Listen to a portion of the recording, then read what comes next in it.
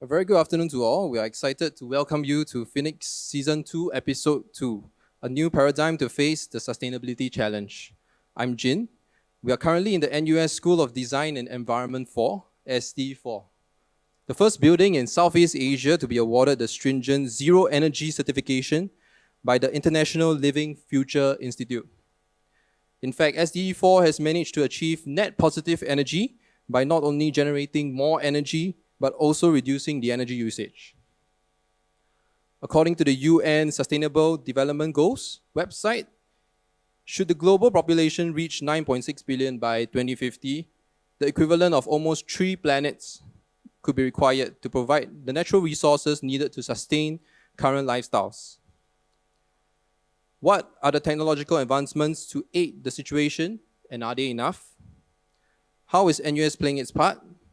And what could we do as leaders and citizens of the earth to ensure that future generations can also live comfortably? These big questions will be answered with our wonderful speakers. But first, let us put our hands together to welcome the Chief Risk Officer for NUS, Dr. Jensen Yap, with his welcome address. Dr. Yap, please. This really reminds me of Funan Center. Just a couple of points and a couple of comments. And first of all, let me welcome the moderator plus the speakers who have given up your time to join us today. We are entering into our final season for the year. And indeed, 2022 is actually a very defining year for us. In the sense that, why is it defining? Because in 2019, when we first started the journey of thinking about the decade of the 2020s, riding up to 2030, I wrote about basically the 5S challenges of the decade. And in it, one of the S is space, the other S is society, the third is basically sustainability or the recycle economy. And as we move into 2020, I still remember in round about December, COVID started. And then we had 2 years of disruption. But the sustainability challenge has never left us. And in many ways, I think it has accelerated. And when I track the global risk themes around the world, society risk is actually a very big phenomenon. And society risk plus sustainability goes hand in hand. So I hope today, as we begin to think about 2022 and moving into 2023, and looking ahead in the next 6 years or so, how might sustainability, recycle economy, society comes together for the better world, I think is something that I hope the speakers would be able to address today. NUS, if you look at and every time I look at it, there's obviously we are a very big campus. We want to make the NUS campus a living campus, and I do hold several portfolios in the university, not just risk. I help with the strategy, and by background, I'm a strategist myself. And thinking about going forward when we look at this, and I teach in business school in executive education, the number one course by the clients in business school and in executive education, consulting houses and non-consulting houses alike, is asking us about ESG, the environment, the society, as well as governance. So as we begin to think about the cohesion and the convergence of all these topics, I think it is actually the right time to address this topic today called Sustainability Challenge. And so I wish you well. I'm going to sit back, relax, listen to all the great stuff that is going to come through, and I'm going to furiously take notes from the speakers. Thank you very much. Thank you, Dr. Yap. The first speaker today will be Dr. Andrew Wong. Every year, we release more carbon dioxide into the atmosphere than natural processes can remove. This buildup of carbon dioxide in the atmosphere warms the planet, causing climate change. So what can we do with all these CO2? Dr. Andrew Wong, Assistant Professor in the Department of Materials Science and Engineering and the Department of Chemical and Biomolecular Engineering will help us out. Ladies and gentlemen, Dr. Andrew Wong. Okay, thank you. Okay. So thank you for the nice introduction. It's definitely a pleasure to be able to come and speak.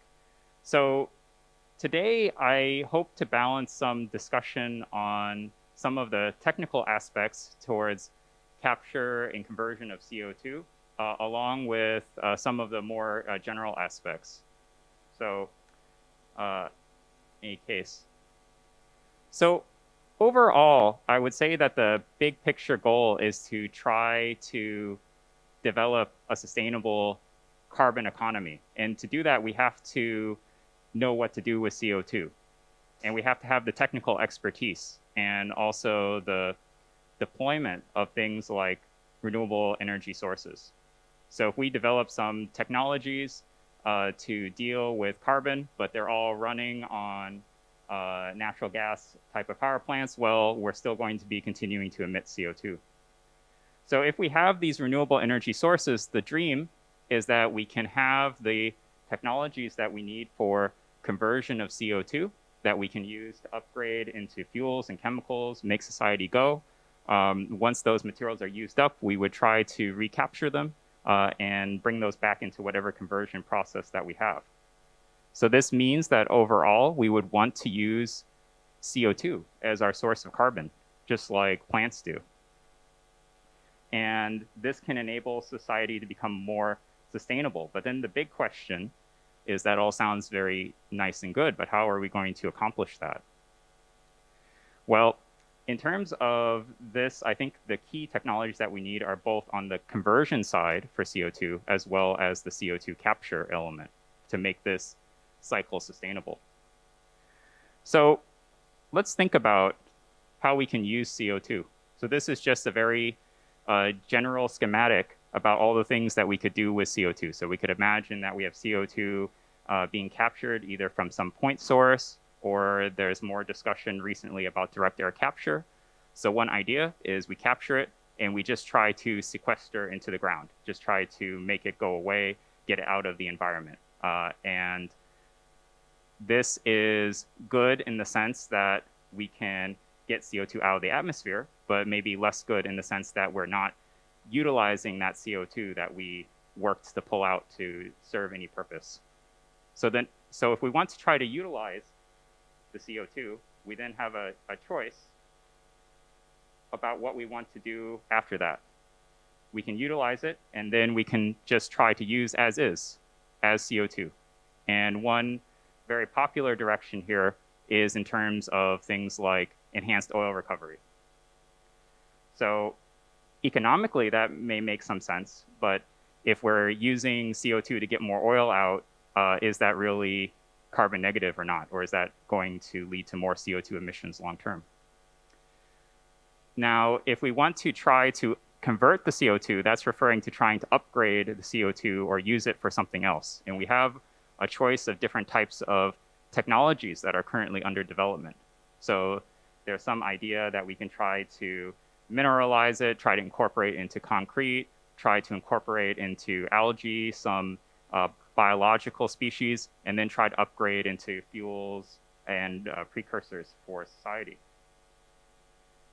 So there's many efforts here at NUS. We can just try to map on some of what's going on in the current research ecosystem here at NUS. And I'm pleased to say there's quite a lot of efforts. So we can think about onto the CO2 capture side, there's quite a lot of work onto new technologies. We can think about things like sequestration, things more like the use in things such as enhanced oil recovery. And we can think about efforts both in terms of the biological side, thermochemical side, and electrochemical side. And this electrochemical side is what I specialize on and what I will be discussing in a little bit today. But I think that the happy takeaway from this is that there are definitely lots of research efforts in our NUS ecosystem, and definitely it has been increasing over time. Now, I would be neglectful to point out and just think, oh yes, this research direction just exists in a vacuum. We also have support from other related fields. So we can think about just a few examples, techno-economics, theory of how catalysts work, and other sorts of characterization. And these are some researchers that just came to mind that have some particular interest in the CO2 question here at NUS. Now, this is certainly not an exhaustive list, so please do not complain to me if you notice you're off this list or some colleague is missing. But I think this is just to give a general taste that there is quite a lot of interesting works going on at this time. Okay, so let's just focus on this first capture step and the how we can enable all these things to happen. Well, I think one general thing that I need to point out is that there is quite some diversity in terms of the TRL, or the technological readiness level of these different technologies. And it really runs the gamut, all these research efforts that I just mentioned. We have some things, particularly on the CO2 capture side, that have been demonstrated at pilot scale. But we have other things that are really just on the drawing board. So I would say that most of the technologies that we really need for a sustainable CO2 economy are really somewhere between TRL1 and TRL7 at the current time. And it remains to be seen over the coming decades which of the low TRL technologies can further develop successfully, and which of the technologies that are in prototyping stage can further progress.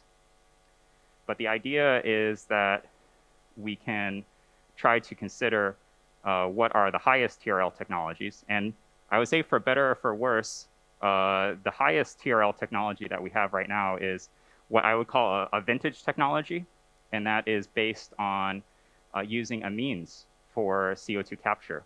So this idea is we have this type of amine molecule, and the chemistry details may be not so critical, but the general idea is that this is a molecule that can react with CO2 and form some new molecule. In this case, it can be either a carbamate or a bicarbonate salt, depending on exactly what we start with.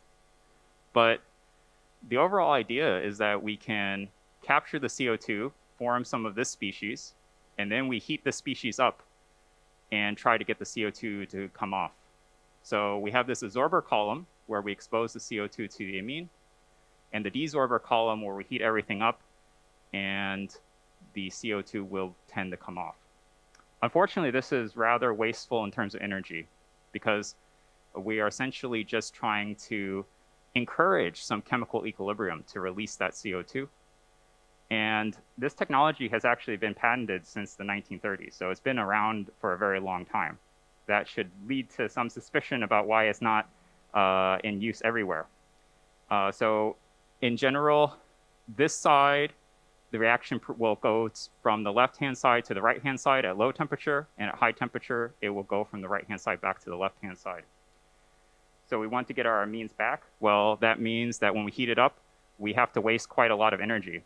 So to try to outfit some point source, like a coal power plant with this sort of technology, install all the capital equipment, and actually power this thing, well, we're going to account for about a third of the energy from some coal power plant. In terms of the cost of the electricity over time, like the levelized energy cost, this is generally considered not acceptable at the current time. So that means that there's been a lot of new approaches, such as the ones I mentioned are going on in US, and these can take some general categories, but one very promising approach is to try to use some new advanced materials for some type of membrane. The CO2 can pass through the membrane, but other species cannot. So this is just a very quick look at what's going on in the CO2 capture space. Definitely, I would say this is a work in progress. Although this is probably the highest technology readiness level, and you can look online, there are pilot plants that use this type of technology. It's very likely that this may not be the one that ultimately wins out if we have widespread deployment of CO2 capture, which eventually we're going to need at the gigaton scale if we want to limit global climate change. So I want to come back to this question about how we can try to use CO2 once we've captured it. And this would be this conversion step where we would want to get to fuels and chemicals. And if we think about how CO2 may play a role in the current global economy, it's really quite diverse. We can think about things like enhanced oil recovery, food and beverage, fertilizer, some platform chemicals, plastics, all sorts of things for CO2 utilization. So because of this, this is indicating that our CO2 economy is quite complex. And I would argue that this means that we really need to have lots of different technologies for CO2 conversion in order to be able to match our complex economy. So there is some question about how we can encourage parallel approaches to try to convert and upgrade CO2 and try to cover the global economy. But I would say that we can speculate about some specific technologies, some specific products we might want to make, like what if we want to make plastic out of CO2? What if we want to make ethylene, CO, things that we can utilize over in Jurong Island out of CO2? Well, I would say the future successes are to be determined. But overall, we need to achieve diversification in some global research portfolio for CO2 conversion, and we want to be able to cover different use cases. So one very popular idea is we want to convert CO2 into some useful chemicals, some useful molecules, like the type that we can form from Jurong Island from oil refining. And there have been some economic-based arguments for what sorts of molecules you want to make out of CO2 in terms of what's been demonstrated in the lab and in terms of what is the economic value of these different molecules. Now, how to make them? Well, as I mentioned, I specialize on this idea of electrochemical CO2 conversion. And the general idea here is that CO2 reduction doesn't refer to, oh, we want to make less CO2. It actually refers to the chemical term reduction. And reduction just refers to any reaction where we're trying to upgrade or change some molecule by add electron on. CO2 is a very low value molecule when chemical reactions are used up. You think of burning something, what comes out? Smoke. What's in the smoke? CO2. The chemical reaction has already happened. The energy has been extracted. So the idea is, can we develop the chemical reactions to put electrons back in and form new bonds, put CO2 molecules together? So we can start with something with CO2, 1 carbon, 2 oxygens, and put it together into something like ethylene, which has 2 carbons. So this is an attractive idea. Now, compared to some other approaches like, oh, yes, let's plant a lot of trees, it's less dependent on light. And also, we do not have to have necessarily huge thermal industry, huge thermal plant type of heterogeneous catalysis, the type of very big facilities that you would see on Jurong Island. And there's this theory that we can very easily adjust the amount of electricity, the amount of voltage being applied to try to control this reaction. And I would say a speculative goal in this field is that we can get decentralized implementation. So there's some fundamental problems here. One is we very often use water. And if we do some math, it actually works out that if we're trying to use the maximum concentration of CO2, we only have 1 CO2 for about 1,700 water molecules. And we're basically trying to develop some chemistry that's going to do something to the CO2 molecule and not do anything to these water molecules. So this is very challenging. And when we try to develop the reaction mechanism, we try to actually engineer the chemistry pathway. As you can see, it gets very messy, very complicated, very fast. And there's actually not very good agreement about what happens when you try to make some complicated molecule like ethylene or ethanol from CO2. So this remains an outstanding challenge currently. Also, in terms of engineering the catalyst, there are some metrics like the amount of extra voltage we need to put onto the catalyst and how much electrons are actually undergoing reaction. There's been lots of attempts to try to make this reaction better. This is really the space that we would need to get to be able to commercialize. And so far, we are stuck outside that regime.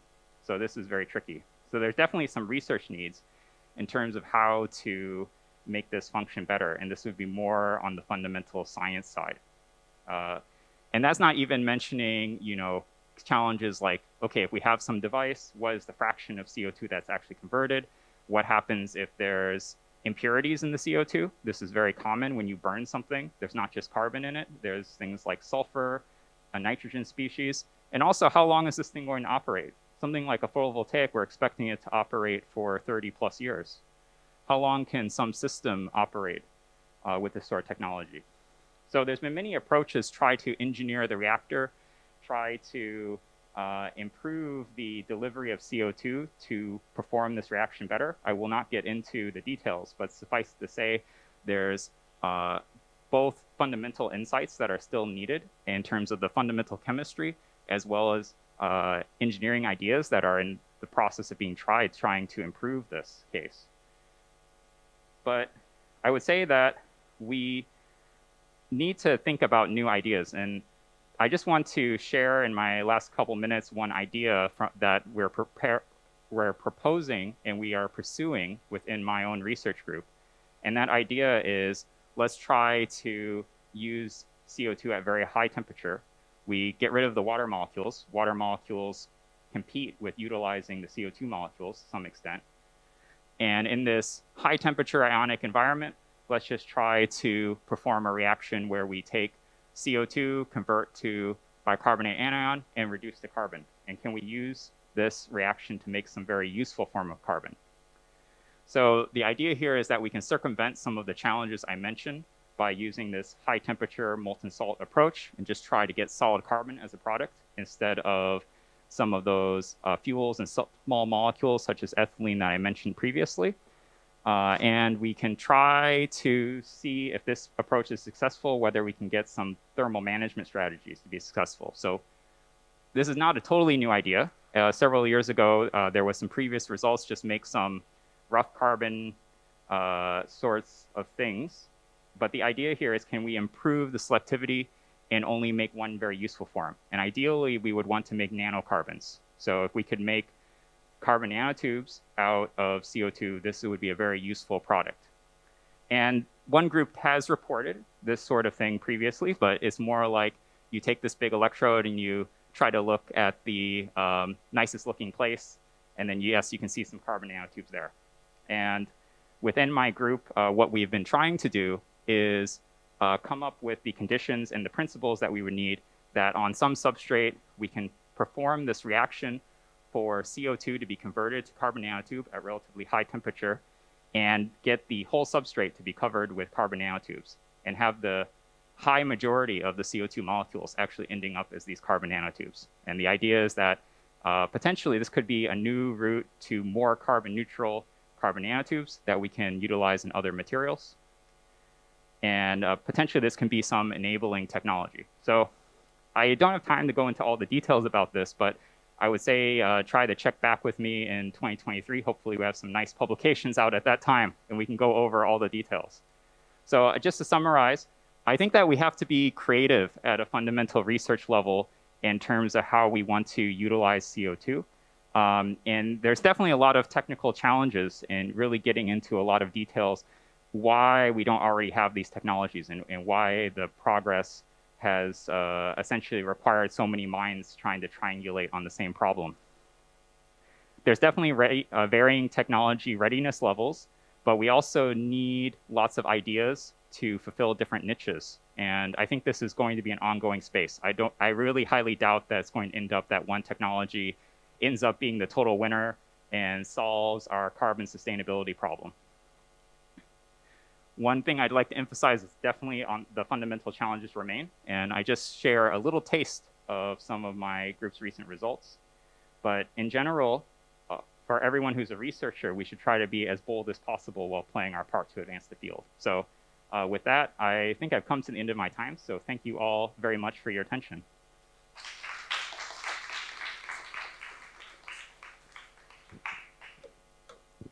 Thank you, Dr. Wong. Hope to hear some good news from you next year. Now, there's much effort in integrating sustainability into our university and transiting into a greener campus, literally or otherwise.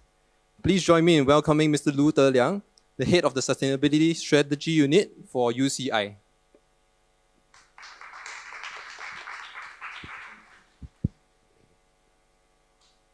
Hi, good afternoon. I'm Te Liang from UCI. Thank you, ORMC and Dr. Yap, for inviting UCI to share our roadmap. So today, I have two major objectives. One is to share with you the roadmap that we have not announced. So this is a first taste, a teaser of what we have done over the past 2 years or so, right, to develop the work plan to get there. But I won't bore you with the details, right, about the individual details of each of the key programs that we have, but just to give you a flavor.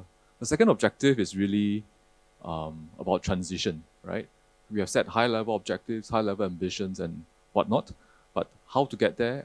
In my view, right, I've tried to use this 3P framework to, here's the 3S, I have the 3P, right, framework to try to see what kind of shifts is needed to enable this transition, all right? Okay, just to share a little bit about myself, I thought useful to share this slide, not to sell my own koyok, but really I wanted to say, maybe even to for the students who are present in the seminar, that I actually started from NUS SAFE some years back as a student. So I did economics, so I studied economics of climate change at FASS, right? It was a sort of dissertation that I undertook, right? So I got more interested. I organized events and I landed myself in NEA Community Engagement Division for a number of years. For this interest, so from organizing events as a student to organizing events for the nation, right? Then I got a bit bored. They decided to send me to study behavior science, right? To try to formalize my skill sets, right? So a lot of what you see today is really shaped by, partially shaped by my experience in terms of using data, right, to inform decisions, and second, really enable behavior change at various levels. Individual, organizational, and maybe at the societal level. Today I won't go through why you need sustainability. There's all these risks, challenges out there, all right? So this is not new, right? We had the Singapore Green Plan for at least 2 years, and predated is the Singapore Sustainability Blueprint. So around this time, 2020, you know, UCI also started to rethink our next 10 years forward. So we decided to do this sustainable, not because of these trends are upcoming, but it's just like what Dr. Yap has said, is more, it gave us more impetus, right?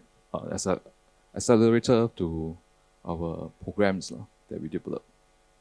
Okay, maybe I show you a video at this onset to summarize the key programs. So we have actually 4 key programs: carbon neutrality, Cool NUS, zero waste, and campus in a tropical rainforest. I hope everybody in in Zoom can actually see it. If not, later we'll send the link.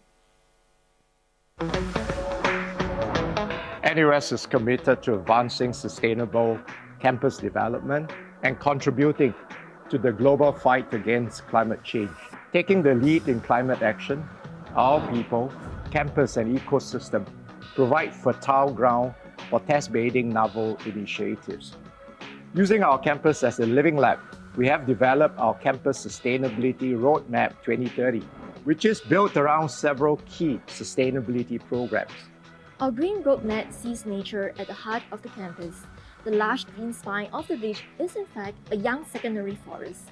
It has remarkable biodiversity which benefits from the connectivity with the southern ridge forest.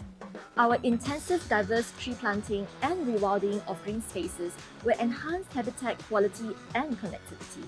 Spreading greenery into the heart of the campus will also cool the built environment and reduce our carbon footprint. We employ biophilic design approach by preserving mature trees and incorporating vertical and sky-rise greenery into our buildings. The result is an integrated green landscape that weaves together the built environment and nature. We will build a climate resilience campus for the future by deploying more microclimate sensors, such as weather stations, infrared towers, and satellite imaging.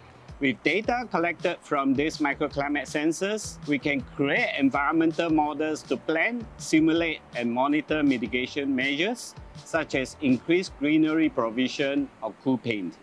Our goal is really to reduce the urban heat island effect and improve thermal comfort. As a university, NUS is in a strategic position to show the way to decarbonize. Plans are underway to develop net zero energy and super low energy precincts to serve as a blueprint for future developments. We will tap into renewable energy sources, such as ramping up and maximizing our solar capacity. On our roads around the campus, we are deploying electric buses that double as research apparatus for green mobility technologies. Sustainability is also a way of life.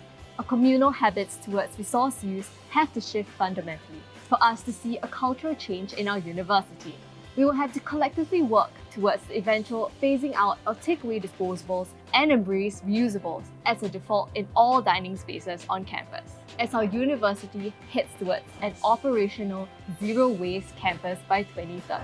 A conscientious waste sorting culture will become a new norm. As individuals, change can mean taking small steps, like not contaminating our recycling bins and switching off our electronic devices when not in use. These small steps will collectively add up to make a difference. It also sends a positive signal to others to do the same.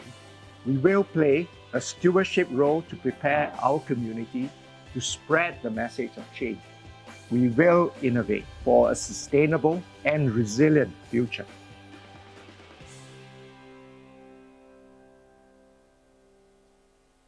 Okay, so basically we have 4 key sustainability programs: carbon neutrality, Cool NUS, zero waste, and campus in the tropical rainforest to anchor the roadmap. Okay, maybe at this point, for the audiences on Zoom and also online, just to hear their presence, that we also prepared a quiz at the end. So we have 3 $20, right?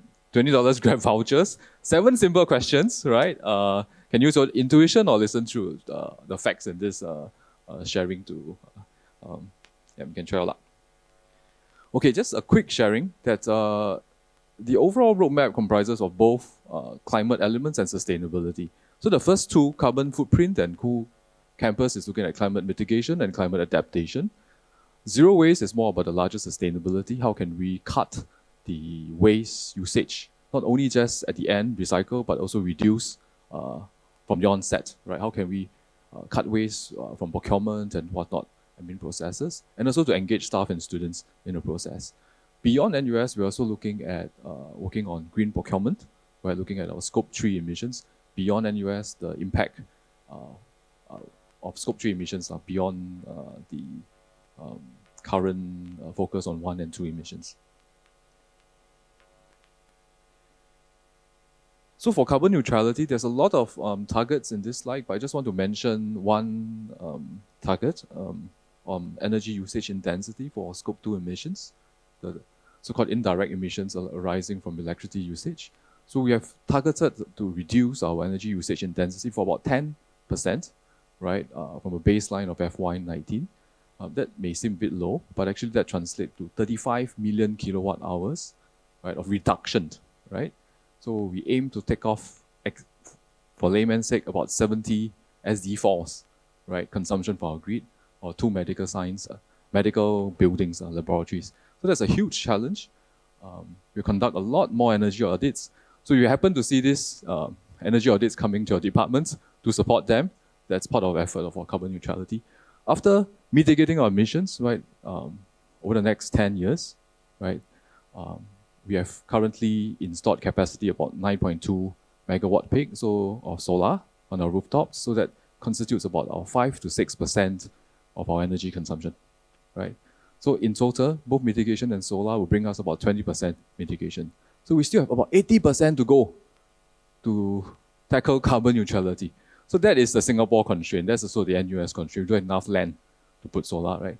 So then we have to look at alternative sources, right? Whether is it purchasing from overseas or looking at maturing renewable technology such as hydrogen in future. Okay. For QNUS, we're going to install a lot more microsensors across the campus. We are planning to do so. So in a year's time, you'll probably see the so-called baseline conditions, right? We look at our outdoor thermal comfort, and from there, we will simulate what are the kind of interventions needed to mitigate this rise in temperature, right, over the decades come. Zero waste, quite simple. Today, we have established recycling for all major streams: e-waste, horticulture, food waste, packaging waste. So we are at a plateau about 27%.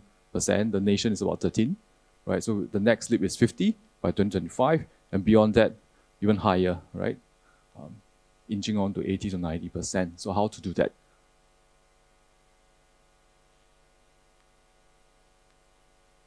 Coming to the second part of my presentation, what I think are the shifts required. Number one, right?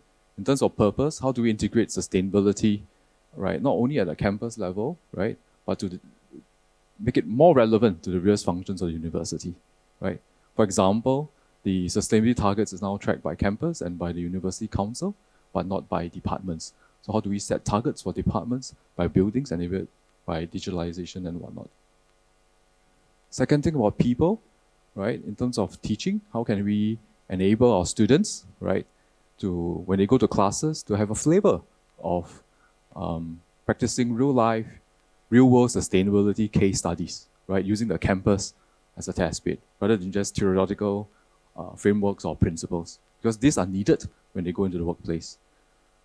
Close to UCI Heart, how can we design our campus infrastructure and the products to enable better and sustainable behavior? How can we design a context to trigger the right behavior? Okay, I'll give some examples later. In terms of performance, I think we'll do a lot more better if we collaborate across, right? Not only within your own cluster, but across clusters and beyond, where once we understand the needs of our colleagues, right, and we find the win-wins, then I think we can progress further. I'm going to some examples as we speak. Okay, taking from campus level target right down to department or building. So that is our next leap. I think SD4 is a good example. Today, SD4 produces enough renewable energy, right? More than enough that they can supply to other buildings in a campus, right? Today, they're at EUI about 45 energy usage intensity, like kilowatt hours per year, right? So that is quite impressive compared to the BCA guideline of 90 for IHLs, right? So we have done a lot more better, right? What is interesting is that they looked at it from both design, right? Passive design, active systems like this hybrid cooling system that you are in now here today, and also behavior change, looking at how to accept a higher, a more comfortable indoor thermal environment. So look at it quite holistically. But what really fascinated me was that, for example, this chart here, once you book a facility, right, so they know you book, and the cooling will start before you enter the room, right? There are sensors in the room to tell you whether you use the space or not, right? So if you don't use a space, then probably some energy manager will come after you. So it's not about policing or whatnot, it's about more conscious in the way we use our resources and don't waste, right? So SD4 is a very good example of a building level kind of engagement that we have. So we should replicate this more. Second thing, I think we read in the news, at least in the NUS news, all kinds of research articles about thought leadership on sustainability by our researchers, right? Prof. Wong, Dr. Wong, Andrew Wong here is one, right? But really in terms of administration, where are the areas of practice leadership? So we have taught and also practice leadership. I give you some examples. So in terms of research, we have research on black soldier flies, right? Biochar by Dr. Kwa, right? From Department of Building, and anaerobic digestion from Department of Engineering, right? So really, they look at very specialized areas. But for campus, right? When we look at the whole organization, we have to look at it and think about how can we apply the waste hierarchy, right? To rethink, right? Reduce, reuse, recycle, recover, right? In all aspects of our work, It's not just that UCI need to provide recycling facilities to collect the waste. That's the end of the process. But look at how can we reduce from the onset. So there's a lot more scope about reducing waste from green procurement, from administration, and basically from every department. So the idea is not to create more sustainability jobs, in my opinion, but to green every job.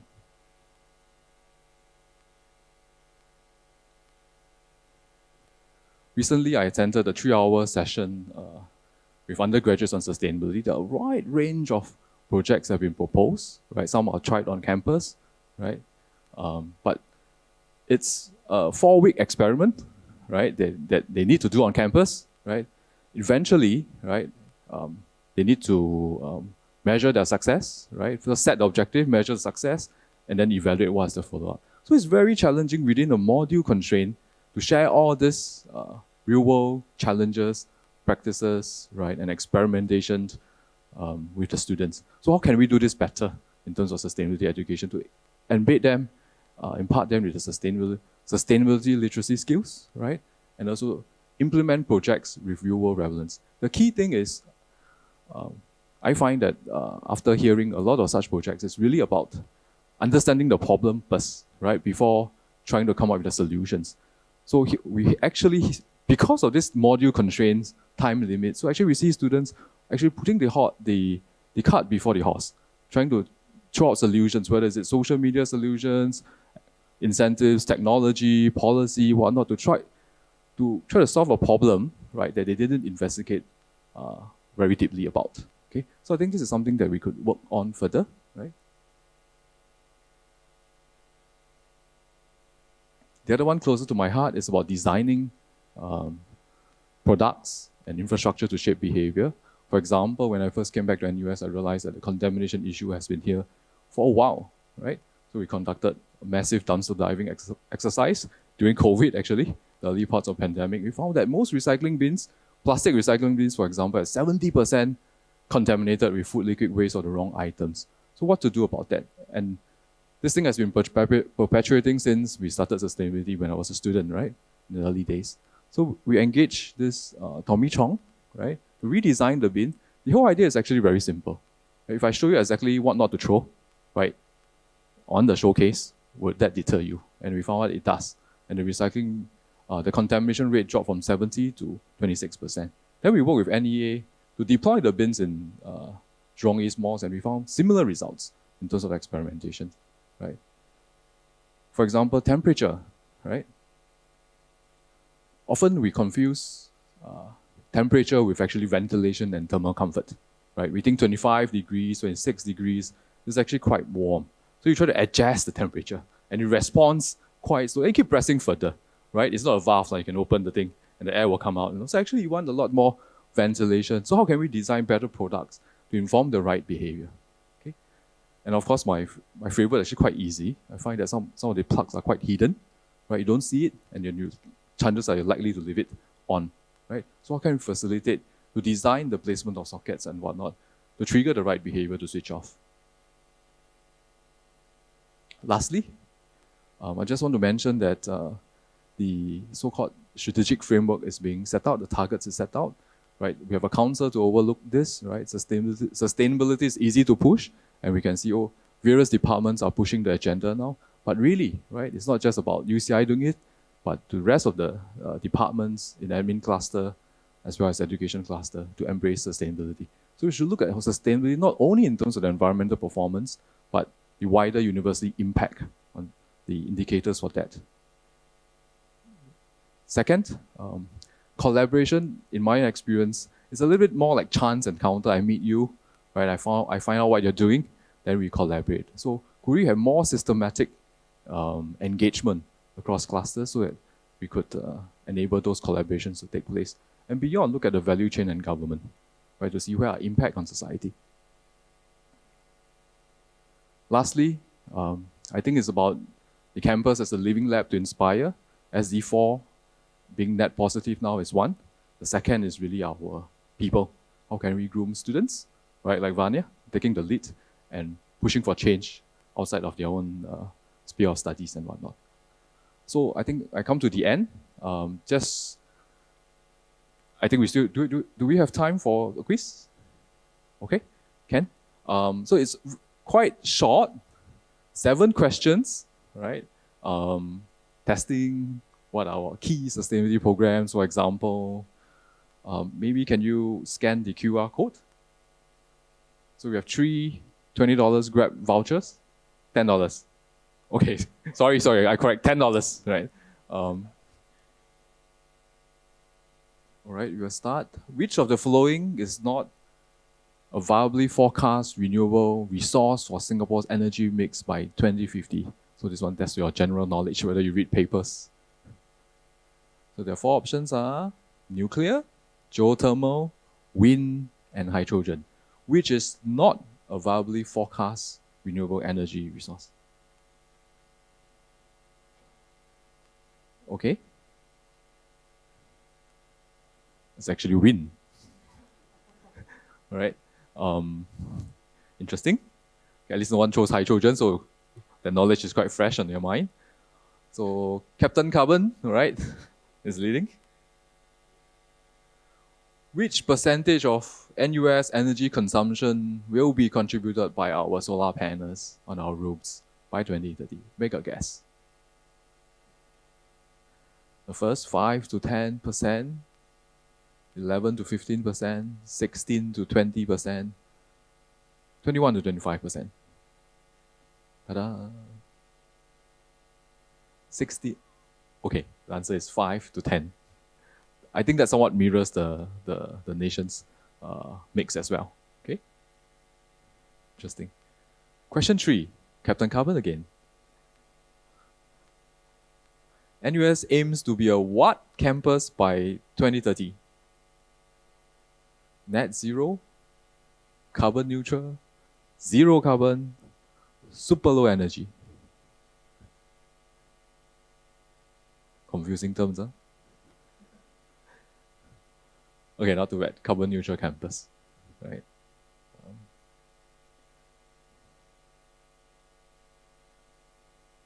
Yeah, it's really Captain Carbon.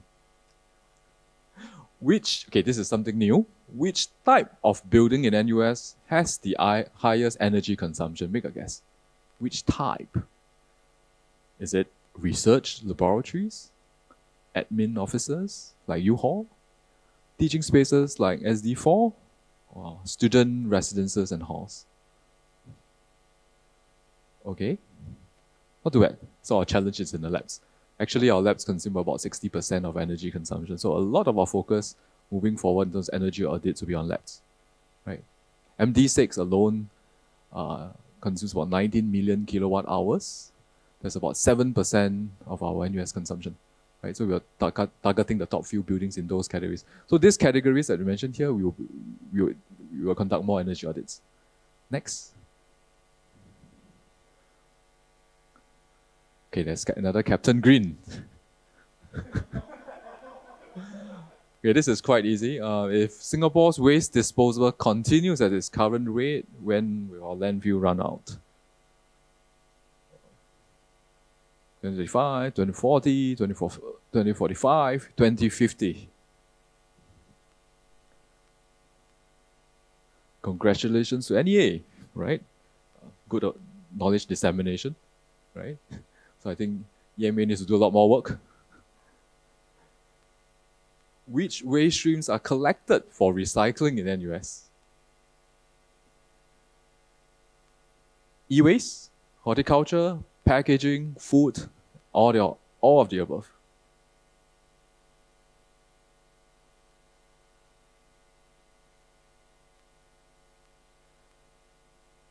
Sorry, I think this is wrong.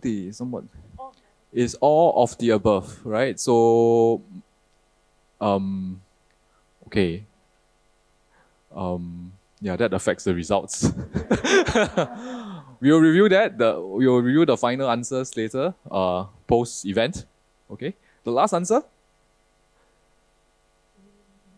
Okay. What is the name of the secondary rainforest at the heart of NUS? It doesn't have a name.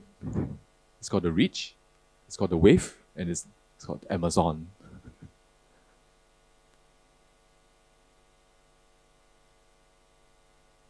not too bad.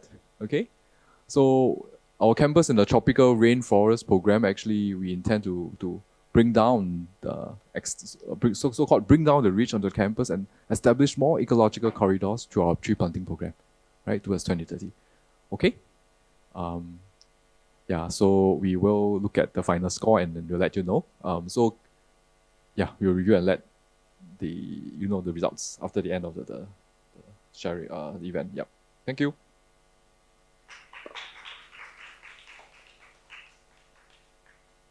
I think I took a little bit more time, but thank you for your participation.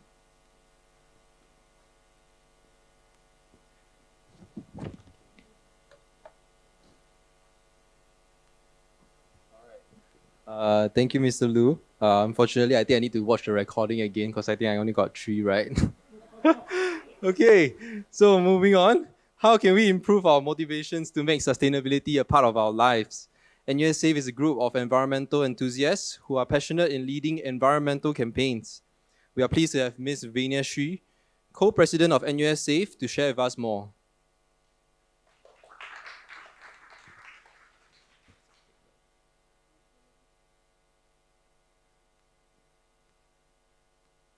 Hi everyone, I'm Vania. It's great to be here representing SAFE, and my topic for today is intrinsic motivations for sustainability from awareness to actions.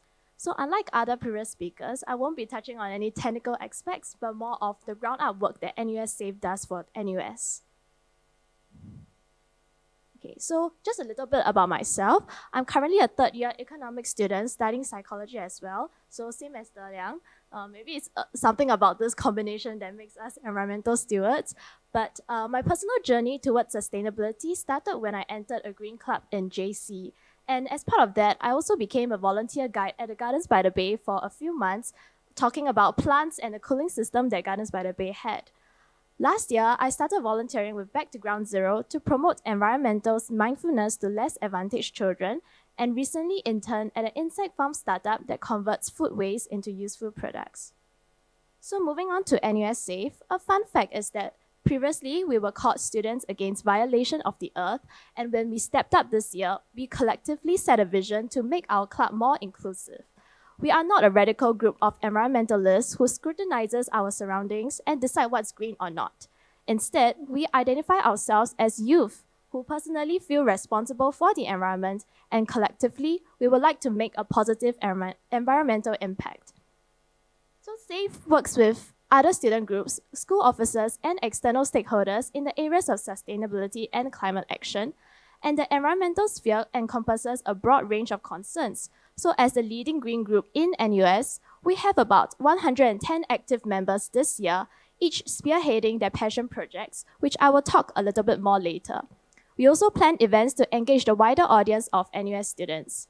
And started a few months ago, our SAFE channel has about 261 subscribers who are interested in the green events that we broadcast from time to time.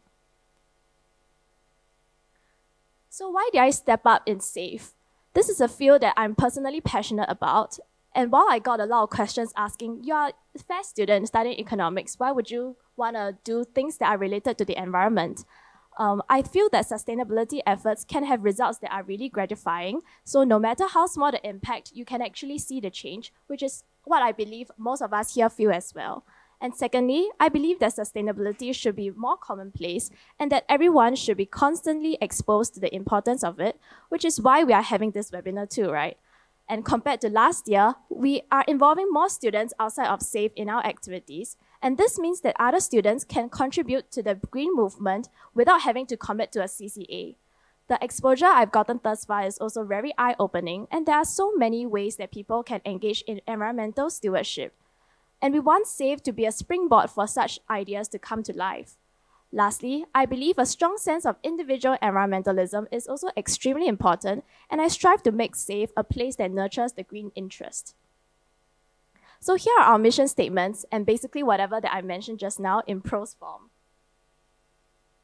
It has been 30 years since the inception of SAFE, and we constantly look back at our past initiatives to see how our projects have evolved.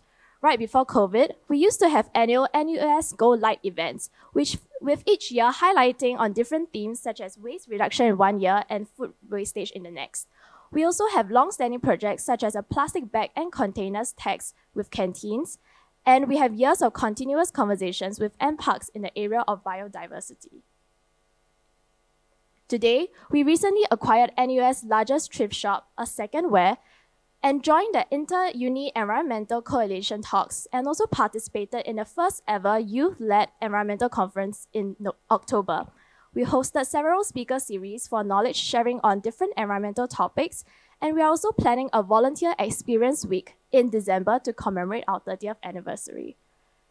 In the next few slides, I will try to go through our cells and their respective projects as briefly as I can without discounting the amount of work that goes into each separate project.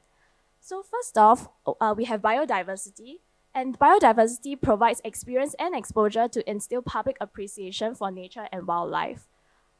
Our cell, consisting about roughly 30 members, consistently organize nature trails, beach cleanups, and tree planting outside of NUS. They are also hosting a City in a Snapshot photographic competition where people can send in their submissions showing appreciation for nature through their picture stories. They also have a separate Instagram account publicizing interesting plants and animal species. Next up, we have Green Audit, which is a cell that hopes to spark conversations and enact institution-wide strides towards environmental friendliness. So some of their projects include auditing welfare packs and events in general in NUS. They work with organizations and also school officers such as CFA and advise them on school happenings such as Rag and Flags, the arts festivals, and the various faculty camps that people usually are more familiar with. And they also spearhead SAS Fund, which is a project which to empower the zealous mind to start a green project, and will provide funding to anyone who comes up with a green idea that is suitably feasible.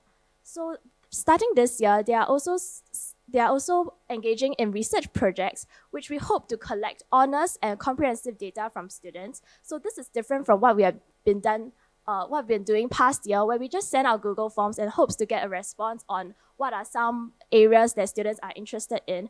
However, there's like this selection bias where if you're interested in the environment, then you will submit the form, which we do not want to see. Hence, we want to incentivize people in a form of monetary compensation to make sure that we are getting true and honest results.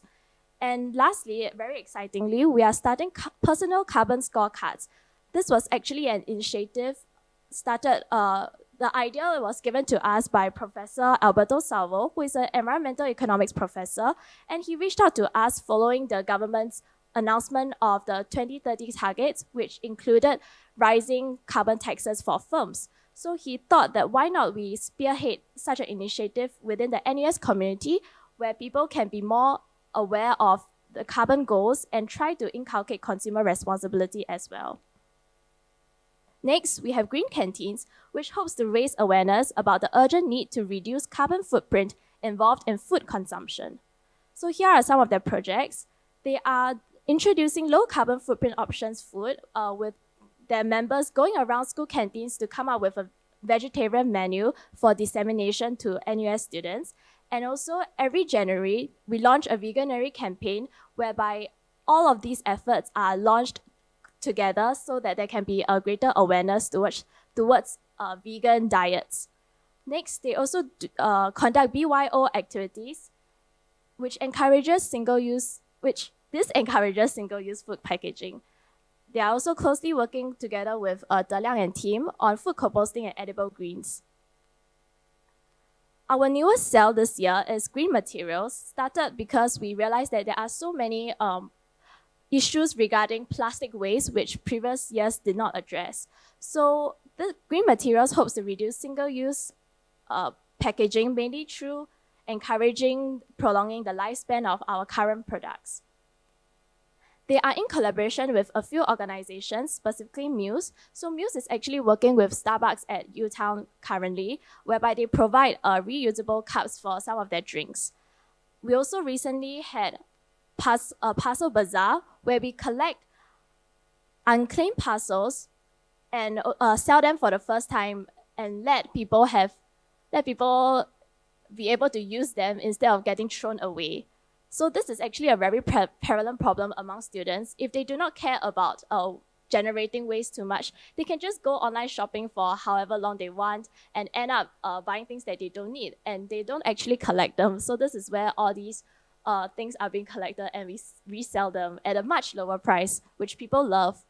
Yeah, so we also have the reusable bag library, which are stands placed outside shops around NUS, providing some sort of convenience. If they happen to not bring a bag, they can not ask for plastic bags and instead use our reusable bags. And they are also looking into conducting simple upcycling workshops that are more catered to NUS students. So lastly, Green Wardrobes is the cell which tries to normalize sustainable fashion consumption among us students. Yeah, so we have 3 themes that they conduct. So Green Bazaar is an annual bazaar where they collect pre-loved items from all sorts of items. For example, your clothing, your books, and your other, let's say, stationeries and stuff like that, and come together and organize a general bazaar which hopes to promote this sort of thrifting ideology. Separately, we also have a lot of thrift shops around Singapore, and they do not have a lot of, there's not a lot of attention on that currently. So we hope to instill this awareness that thrift shops are actually the better and more sustainable way of consuming fashion if you ever need like a new outfit or two. And as mentioned, we also acquired a second wear, which is Green Wardrobe's current flagship thrift store now, where we continue to collect clothes from RCs and halls at the end of every semester and sell them. Okay, so with all that's mentioned and done, I believe that there still lies a gap between having mere awareness and changing our habits. So now that there's commonplace awareness, we see that there are conversations that are present at all levels, from schools to government agendas and even corporations. But what is everyone's motivation of going green? And what are the current pressures? Sometimes I also wonder that, will these pressures be sustainable? In about 10 years' time, will sustainability still be an important topic? What if Dr. Wong's solution is so great that it solves all the problem and we do not have to worry about sustainability in a few years' time, right? Lastly, I feel that this ties in very tightly with our personal carbon scorecards, where especially just a few days ago, we had a focus group discussion with hall residents to address the public concerns of having personal carbon scorecards. So as you can imagine, this will involve a lot of data privacy concerns if you want to track everyone's like carbon spending and carbon consumption. Yeah. Okay, so lastly, I would like to just briefly touch on the ideology that constitutes some effective environmentalism. Being truly sustainable at heart is really challenging, as I've learned thus far. And as leaders of SAFE, we face new challenges in every project that we embark on, and also in every new portfolio that we endeavor in. So apart from the slew of difficulties that many other clubs may face, for example, administrative or just getting people to do what needs to be done, we also have an inherent incentive to organize impactful activities by using the least resources. So we have come up with creative ways to reuse our materials and explore creative ways to obtain our logistics. This is definitely not easy, but it's certainly rewarding. So what happened here is on the picture, you can see that we actually designed a pin board for one of our games, and we will be using this for future events. So this is all done through sourcing toilet rolls from CLB over a few days. Yeah. So secondly, being sustainable is very challenging because people around us tend to associate better living purely with using more, spending more, having more, and basically everything more, right? So as every other teenage girls, I also once succumbed to fast fashion, but thankfully before I started school, COVID hit, so I practically had no reason to dress up. Hence, my sense of sustainability still sticks with me, thankfully. Yeah, but the problem of consumerism and people being okay with generating immense amounts of wastage is real, and we justify that since everyone is doing it, there's nothing too criminal about it, right? But nonetheless, being sustainable is not about using less. It's about internalizing the responsibilities of our individual and collective actions And there's a certain level of critical thinking that needs to go into them, which leads to the realization. As we continue to advocate for awareness of sustainability, a huge part of being inherently sustainable can in turn lead to a broader sense of awareness and being aware of the impacts of our every action. Instead of awareness-driven sustainability, which may sometimes cause us frustrations because we need to live in a greener manner, which constitutes perhaps confining our options, for example, telling the auntie to not give us the plastic bag or container, we should instead focus on sustainability-driven awareness, where this awareness stemming from some intrinsic motivations for sustainability can then serve to inform how we choose to live our lives. For example, us SAFE members will go through extra strides just to make sure that our events are sustainable. And this can even this can even apply to the companies that we work in a few years' time, where we can serve to direct their strategies. Yeah, so I believe that this is an intricate but fundamental mindset difference between those who care and don't. And in the recent years where sustainability has become more of a buzzword in the commercial space, we need to be more aware to identify the greenwashing practices. Our goal in SAFE is to bring this mindset shift to more students in NUS so that more students will be aware and understanding of the initiatives that both SAFE and UCI is putting out recently. Yeah, so this is what the ideology constitutes essentially. And with that, I conclude my presentation. Thank you.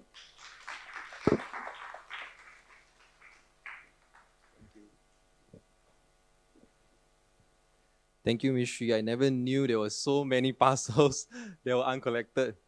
Okay, so moving on, how can corporations help us in the sustainability efforts?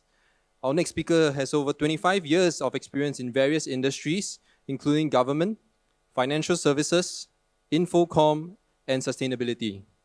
Let us put our hands together to welcome Mr. Wee Boon Seong, CEO of RHT Green.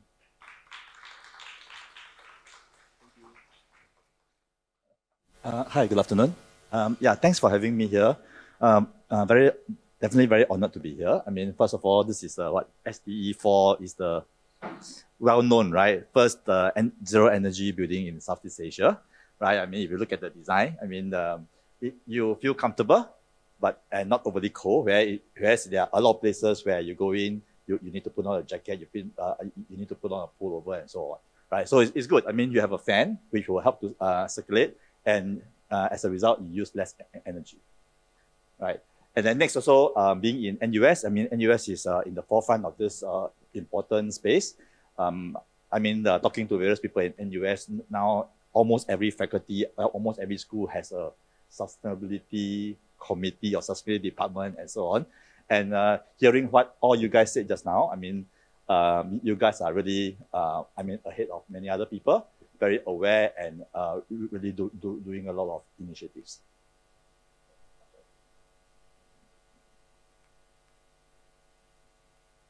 Yeah. So, the thing is, I suppose you already know a lot. So I suppose what I will do is I'll just talk a bit about what we do out there in the corporate. Some of the things that we do. I mean, this is just what we do at RHT Green. There are also a lot of other things that other companies do, which I probably wouldn't be covering here because they are probably not my area of expertise. Right, first of all, about RHT Green, we are a Singapore-based sustainability company. So we provide thought leadership and business transformation to our clients, right? Leveraging on key sustainability approaches and principles to transform their business, and then at the same time to do good for society. Right. I suppose a lot of you already know what sustainability is, but anyway, as a recap, I mean, this is the UN definition of sustainability. Sustainability is meeting the needs of the present without compromising the ability of future generations to meet their own needs. So the thing is that it is important that the standard of living of mankind is sustained or improved as we go along, right? Hopefully you guys, in the next 20, 30 years, your standard of living is going to be better than the people of my generation, and the earth can still go on and function as normal. Right, so like I think quite a number of the speakers have already mentioned, both De Liang and Vanya also mentioned, right? That it is not about not using the resources, but I suppose it's about not wasting it and how you can recycle it, right? Leaving enough resources, in fact, should leave the same amount of resources to the future generation so that they can continue living as well as we are now. Right? Why is it important to us? I suppose there are three roles that we play. Number one, we are a user, right? We live on this planet, so whatever happens to the planet will impact us, right? So if the configuration of the planet changes, that will affect us. Next is that we are also a contributor. Whatever that we do will also affect the planet, right? So it is also important to know that there is this symbiotic relationship that we have with with planet Earth. Next is that we can all be change agents. I mean, again, hearing what all you guys were saying, I think that is probably quite something that you guys are already there. And I hope that NUS can produce more students who will then go out there into the industry and make changes so that more and more people come on board. Because I think just now, Dr. Yap also spoke to me about the sustainability space in the outside, in the world at large. What is it like? I've been in this space for the last 7-8 years. I mean, when I first started, when I talk to people look at me like, huh? What are you saying? Right? And then there was also this banker that I spoke to talk about certain green finance initiative. Then he looked at me and said, yeah, that is the way to go. But I'm not going to do anything now because I don't want to knock my head and bleed. And then somebody come in and take over when the time is right. Right? But the thing is that, a good thing is that he called me up last year and said, I think the time is right now. Let's do something.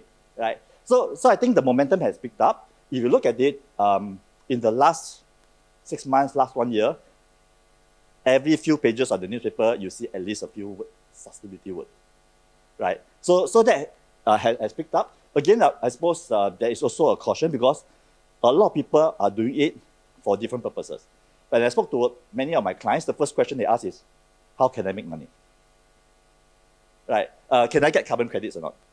Right? So I suppose the motivation may not be quite right. But again, this is, after all, the normal, how should I say, evolution curve, right? I mean, when you start, it's very tough, and then you come to a point where there's a big hype. Everybody wants to do it, but then not everybody is doing correctly. Then probably there's going to be a correction, and after that, it's going to go up again, and hopefully it stabilizes and mature over time, right? So that's probably how it's going to be. No different from any other industry. Okay, again, I don't have to pitch to the converted, right? You know what waste is, and since you guys are doing a lot more things out here, I shouldn't talk too much about it. Right, same thing. I think both De Liang and Fania also mentioned, right? I think the main thing is, can we use less, right? I suppose that is probably the more important thing. Let's use less where possible. I mean, if you need to use it, like what De Liang says, is that if you need to use a meeting room, okay, you need the aircon, turn on the aircon, you need the light, turn on the light. But if you're not going to use it, then don't turn it on, right?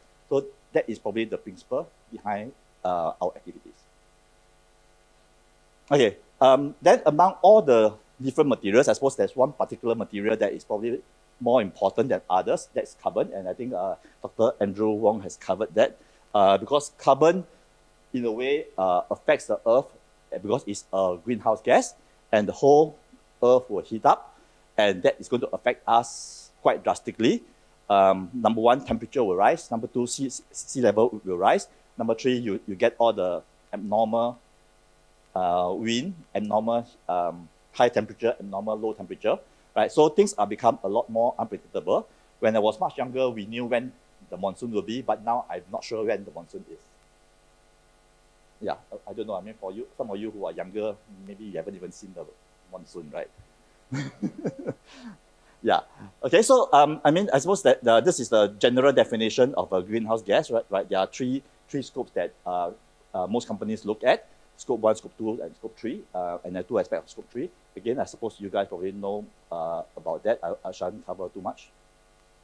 Right. Again, it's that why is it important? Right. Like I said, it is important to the planet and to all of us, right? Because it affects how the planet will function, and hence how we will, and that in turn our life on the planet, right? To the corporate as well. I mean, there is always a cost. If you don't do something, like for example now, we have the carbon tax, right? And the carbon tax is going up, right? So if you don't do anything, there's going to be the cost to the corporates. Next is the risk, okay? If you don't do anything, more and more, because consumers and even corporate clients are also looking at products that are low in carbon footprint. Hence, if they don't do anything now, it may also affect their revenue going forward, right? Third is innovation. I suppose given this backdrop, how can companies innovate and move ahead, right? Okay, so for us is that we do two things. One is corporate carbon footprint. That's important because you need to know what is your carbon footprint and what they are so that you can do something about it. Next is the product and services, LCA. Again, is the carbon footprint of products and services because, again, that's where the carbon taxes, even if you want to export to Europe, there may be import carbon tax going forward. Okay, so for us, we have also developed this thing called sustainability maturity model, right? It comes in the 5 levels. The first level being business as usual. Then a lot of companies are like going to comply because this is what they have to do. If not, they will be penalized and so on. Next is that is the managed one. That means they look at it and say, oh, actually, if I do something and I save, actually I have savings, right? So hence some companies are going to do that. But not many companies have realized that they can do more than that. Is how they incorporate sustainability into their business strategy so that they can do much better. This is, in a way, how we look at the profitability of companies through the various stages of maturity. From at where they are, at the level 1, when you go to compliance, it's largely a cost of compliance. So hence profitability will drop because there is cost involved. Next is that if they go into savings, actually they can reduce costs and hence profit may go up a bit.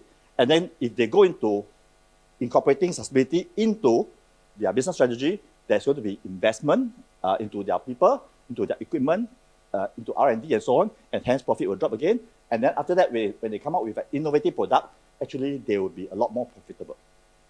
A very simple example is the Singapore water story, right? When we first started in 1965, I mean, we were trying to survive on whatever water that we have, right? Hence we try to go into the savings mode, right? A lot of campaign on less water usage, and then after that we try to develop more water saving devices, more reservoirs to store water, and then at some point in time we realized that okay, we need to do more than that. We invested heavily into people, technology, research, and so on doing water technology, and now we are selling water to other countries who have a lot more natural water than we do. Right? The other areas that we do is actually green finance. This is also very important because without money, nothing will flow, right? I think Dr. Andrew will agree with me that all his research, he needs money. He needs sponsors, right? If nobody's come out with a sponsorship, a lot of the work may not proceed. So again, it's how we direct money, investments, finances into the correct area so that things can move ahead. Right, so again, no difference from any other domain. There's still the same thing of having a vision, what you want to do, the strategy of doing it, what are the objectives that you set, and so on. And then to the bottom level, what are the various initiatives, right? So what we do is that we help our clients work out a green finance framework, right? Like for example, we work with PSA and UOB to define a green finance framework so that they can then use that to evaluate the things that they want to invest in, right? On the other side of it, we also help some of our clients to work out ESG value. That means the projects that they do, the activities that they do, what are the ESG values that they generate, and hence whether it can attract green finance, green investments or not. Right. So in summary, these are some of the things that we do. I mean, the first area is corporate sustainability, right, where we do the sustainability maturity of corporates. We also do sustainability along the business value chain. That means it's not just about scope 1, scope 2. I think important is also scope 3 because a lot of people outsource more and more, and hence a large part of it is actually in scope 3. And then of course, reporting and disclosure, that's also important, both compliance as well as for knowing yourself. Next is that the carbon services, right? We help to look at carbon footprint of corporates. We also look at the product services carbon footprint. We also issue green labels. This one we work with a bank to say that if companies get our green label, they can get a loan, an SME loan from the bank at a lower interest rate.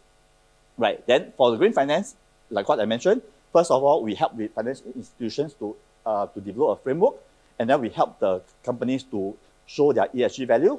And then there's also this thing called climate risk to assets, because of all the climate impacts, right?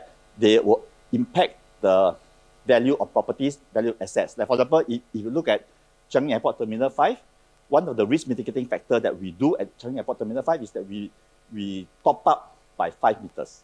Because if sea level rise by 3 meters, we better top up more than 3 meters, right? So that is one of the ways we have to mitigate climate changes. Next, then we also do all the training and the development in the 3 areas that we focus on. Yeah, thank you.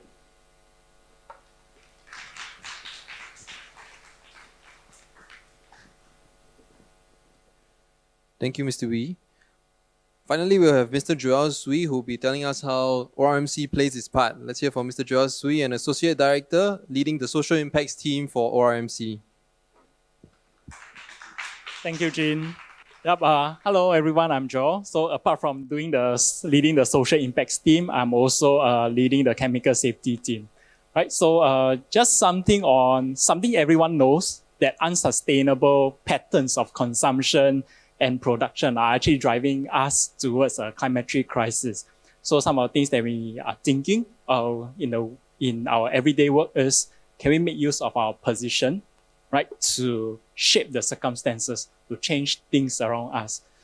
Can we integrate sustainability into the ways of our working, into our jobs, greening them, right? So I'll just share one example that RMC did earlier. So this example I'm sharing is on the safety and health risk management. So RMC is privileged to be invited to be part of this Singapore Standard 641 Code of Practice for Fire Safety for Laboratories using chemicals. We are represented in the working group responsible for drafting these standards. And one of the section actually addresses laboratory ventilation. And you will understand, or you will learn from Liang's quiz, that actually laboratories are one of the key spaces in NUS driving or actually consuming a lot of energy. So can we shape our consumption pattern over here? So in shaping the playing field, we come across this very old thinking or this old perception that actually laboratory ventilation makes the space safer. However, safety and health practices has improved tremendously. We are now controlling the hazards at source with the exposure control devices. So we set about to change the paradigm on laboratory ventilation. So in this working group comprises of not only NUS, we also have industry experts and also national authorities like Ministry of Manpower, Singapore Civil Defence Force, National Environment Agency. So NUS, actually, we did this literature review and an experiment to just investigate this relationship between ventilation rates and exposure risk, or in terms of, or translating to safety, right? So this is just a snapshot of our experimental results conducted by a few colleagues in ORMC. So we realized the effectiveness of increasing ventilation to control the ambient concentration of unwanted or hazardous vapors actually start to taper off at 10 ACH. So just remember about this figure 10, right? Again, this is the results that we show. If the effectiveness starts to taper off at 10 ACH, then if we go anywhere beyond 10 ACH, we are actually spending additional energy without reaping the benefits. So at the end of this working group, this is the requirements of the Singapore standards that we come up with. So if you notice over here, there's still a prescribed value of 8 to 12, but I know that actually anything more than 10 does not really reap the benefits. So this is actually the impact of ORMC.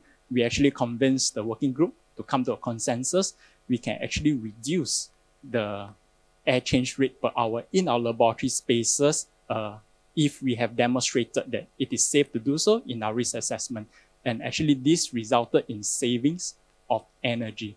So if you have a lesser air change rate in the laboratory, you do not need to move that amount of air in the laboratory, and consequently you also need to cool less of the air, especially in those single pass lab spaces. So you can see over here, we actually reduced by 50% of the ACH. That actually will be very significant in terms of energy consumption. Right? And if you know that if there's no one in the laboratory, you don't need that amount of air change rate, you can further reduce. All this actually adds up to reducing the consumption of the energy in our laboratories. So this is really what I believe is responsible consumption for our generation today. Right? We balance safety and health and balance our consumption patterns. Of course, there's still some time to change the paradigm. This is my eventual hope that we move away from prescriptive rates. We don't want a number prescribed for laboratories. It should not be a one-size-fits-all model, but our air change rate for the laboratory, it should be fit for purpose, right? It should be designed based on the needs, the characteristics of the space. Okay, so this is just one example in the limited time that I have to share on ORMC's initiatives. This is just something that we are also doing, coastal cleanup, right? Something NUS Safe is also doing. Yep, this is something that we did in the earlier this year. And yep, I think that's all from my presentation. Thank you.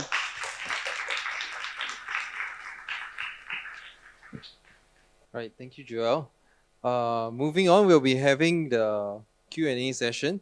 We'll be opening the floor for any burning questions you might have. You might leave your questions online via the QR code, or you may raise your hands and my colleague would provide you a mic to ask it in person. Okay, may we kindly invite the speakers back up, please? Dr. Andrew Wong, Mr. Lu Te Liang, Ms. Vania Xu, Mr. Joel Sui, and Mr. Wee Boon Seong, please.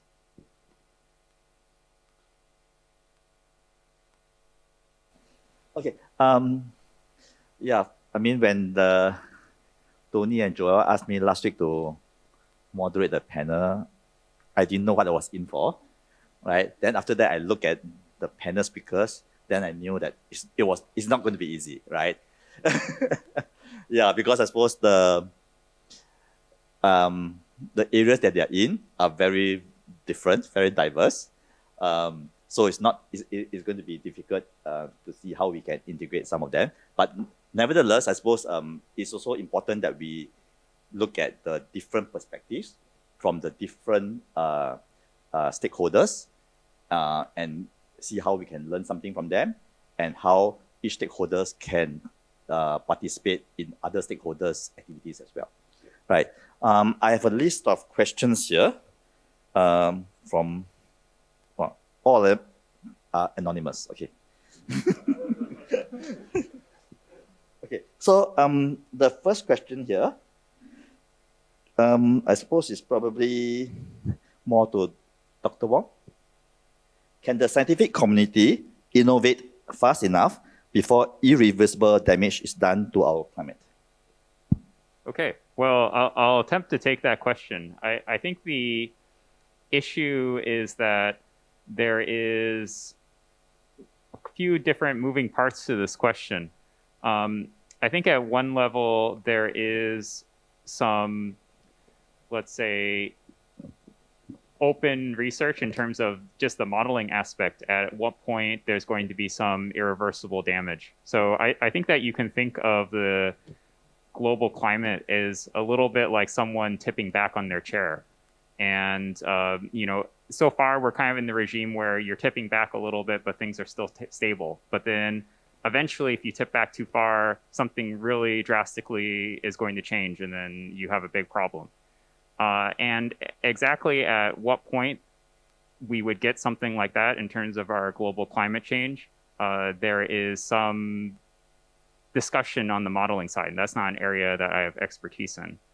But in general, that is not, a very well-defined finish line, let's say.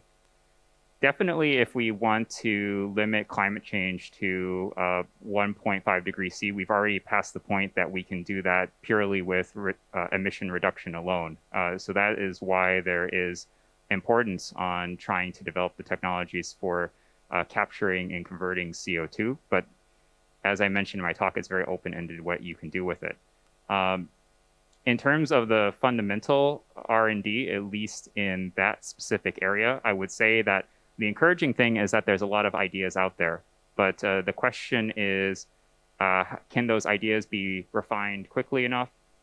Is there enough well-refined ideas that have a good chance to actually pay off, and then, actually be able to ascend the technology readiness scale and actually become commercialized?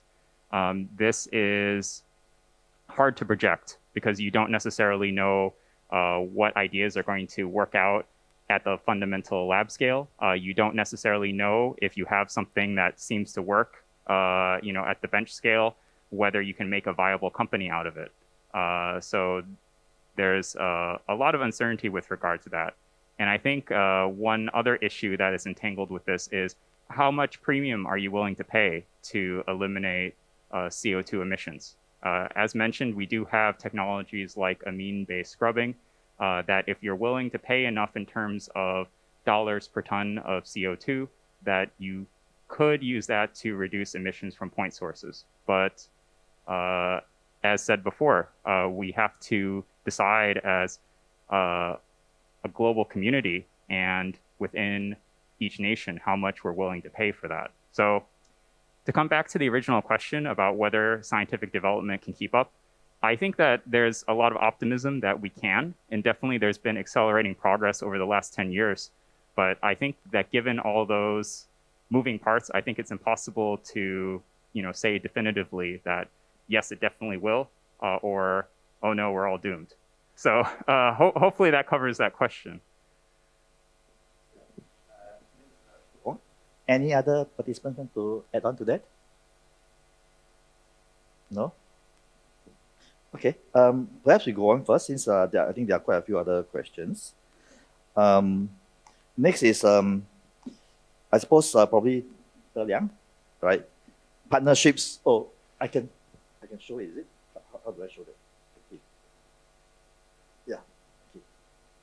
So, okay, the partnerships between NUS and the various government agencies, such as PUB, NEA, and Parks, and you being from NEA before.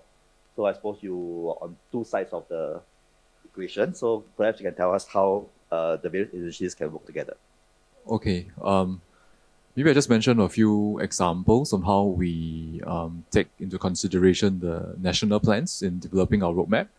So for example, our zero waste roadmap for NUS, we have taken into account the NEA Zero Waste Master Plan. So we established all the major streams that e-waste, food waste, packaging waste, and whatnot. I think based on that, right? So for example, food waste, we partner with NEA to send our food waste to a co-digestion plant in Ulu Pandan. So all our major food establishments on campus, canteens, food courts, they take food waste to that co-digestion plant for to produce biogas. Okay, so that's a specific example of collaboration. But importantly, what I want to say is that beyond that, right, we look at the university functions, education and whatnot, and we look at it and said that in the near term, the technologies are not viable, right, to reach a very high recycling rate. So then we focus the near term on behavior change and having our campus to sort a lot more into many waste streams. Today, you see the recycling bins are getting more and more, right, in various major locations. I think you will see more of that, right, creating that kind of consensus culture change in terms of the sorting in order that we can then take those recyclables, turn them to useful materials and whatnot, right? So that's one, in terms of integrating, looking at the function of university, right? The other thing is really about, I want to say, it's not just treating waste as something you handle at the end, right? Applying the waste hierarchy into the way how we run our administration, right? In general, green procurement and whatnot, right? Campus infrastructure. So I think that's something that we should move forward beyond what just the government agencies are prescribing. Okay, that's with NEA. MParks, happy to say that we have an ambition to plant 100,000 trees on campus, contributing to the MParks 1 million planting effort, right? So a lot more to grow our campus into a tropical rainforest, right? So it's getting a little bit more dense, so we are also mindful that that will also affect the outdoor thermal comfort, and that's something that we will also study, looking at the various trade-offs of sustainability. You plant more trees, it might get more humid, right? Not necessarily more cooling and whatnot, right? So yeah, those are two specific areas with NEA and MParks. Okay, thank you. Anybody want to add to this? No? Maybe next time I have to volunteer. Okay, going on to the students. How could we work with the NUS community, especially the students, to contribute to sustainability? So perhaps from the student representative first. Hi. Okay. So personally, I feel that with UCI's initiative, it's actually really comprehensive and really targeted at all the problems that we have thus far, which is the amount of waste that we generated. That's one aspect that is more focused and out there for students. However, when we see on the ground, if you look at I'm not sure if the attendees here are professors, teachers. If you look at your students or roughly the NUS population, they don't see the importance of recycling because they will really associate it as being troublesome. The fundamental purpose of it would be that they have to rinse it before they recycle, else there's contamination, right? So first of all, there isn't the awareness that they have to do it, or rather how it can be more simplified for them. So I forgot to include in my slides, but I was from RERC for 2 years, and there was this in environmental stewardship module whereby we also engage in a semester-long, sorry, your screen. I also engage in a semester-long initiative whereby we come up with our own projects with group members. So some of the projects that were conducted was that they tried to build a washing system beside the recycling bin, and instill it like right beside, so that it can be convenient for people to just wash their recyclables before they throw it in. So I believe that there's a lot more that can be done. First of all, to make things easier and simpler for students, because they are lazy, and if you want them to contribute to the green effort, I'm sorry, yeah, I'm a student myself, so I can say, yeah. Yeah, so if you really want them to contribute and make it something that is important to them, we have to go through ways and to think how things can be made simplified for them. And once they have the habit and the general idea that it's something good that everyone should be doing, people will naturally hop on and contribute towards sustainability. Yeah. Okay, I'm not going to sell Koyo, but it is just my personal view, right? That I think working with students, we could improve on sustainability literacy. For example, I think that when I showed the NUS commitments and targets, right, you'll be like, what's that, right? Quite chim, right? So imagine I'll show you sustainability reporting in its full-fledged version, right, with global reporting standards, initiative standards and whatnot. It might get a bit chim, right?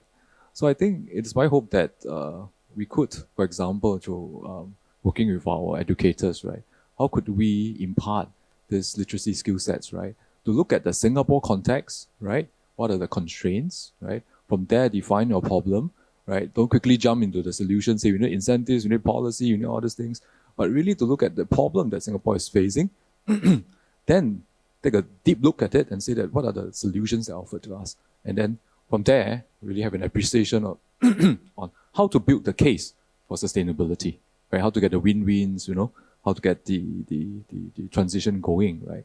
So that's my personal hope, that to improve the sustainability literacy of students and maybe also our staff. Thank you.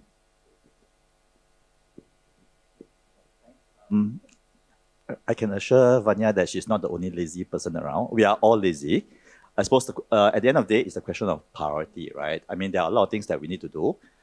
It is what is more important. I mean, we feel that it's important enough, we will do it, right? So I suppose there has to be enough awareness out there so that people know that they have to do it and how to do it. So going on,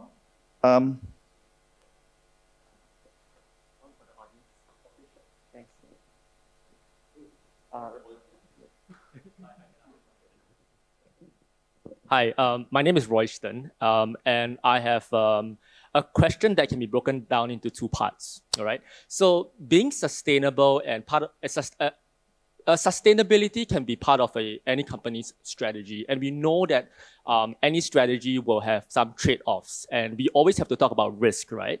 And one of the risks that I can think of is the risk of greenwashing. And Vanya, you talked about greenwashing earlier. For me, I know what greenwashing is, so maybe I invite. First part of the question is, can I invite Vanya to explain what greenwashing is to the audience? All right, one.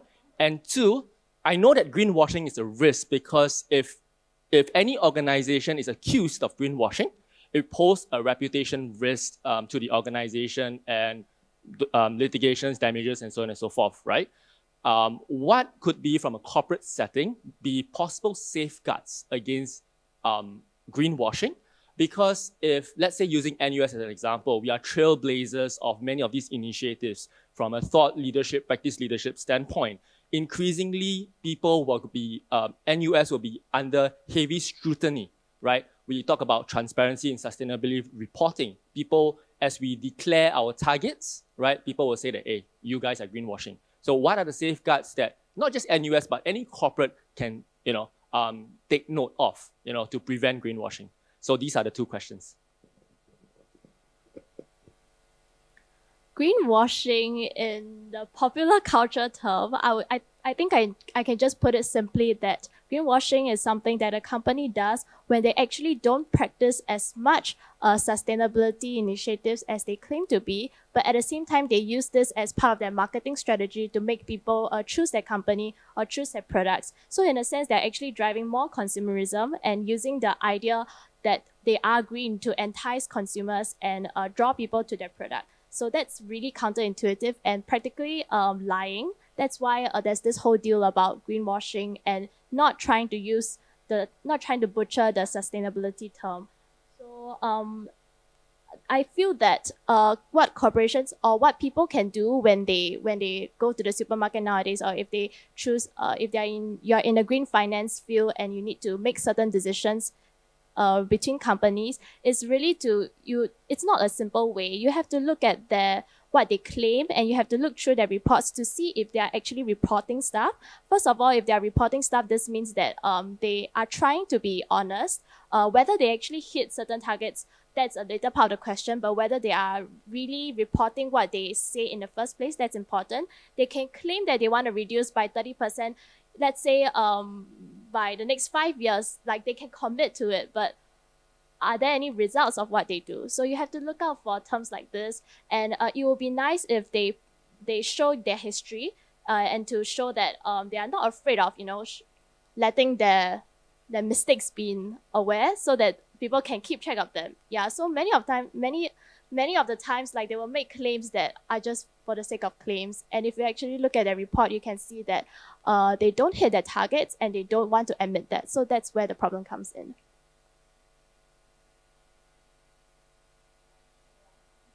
okay. I thought I'm here to ask questions, not answer. Yeah, I know. I thought I was here to ask questions. Okay. Sure. So I think related to my so-called sharing on sustainable literacy, for example, right? Starbucks and Meals come up with a collaboration, give incentive 50 cents. Then you use a special cup, right, or something, right? That you can so-called reuse for a number of times and those things. So it's food for thought whether what the continuum on greenwashing that lies on, right? If you really study the ground, you look at it, actually the staff also, dine in, dine out, also issue the cups. No longer they issue the reusable cups, right? So actually you have more waste generated in the end. So we're taking a really hard look at it, right? Don't get too influenced by mothership. We are internet generation, social media generation. Easy to pick up that and say Starbucks is doing a good thing, right? But you look at it, did the waste volume go down? Number one, right? Data.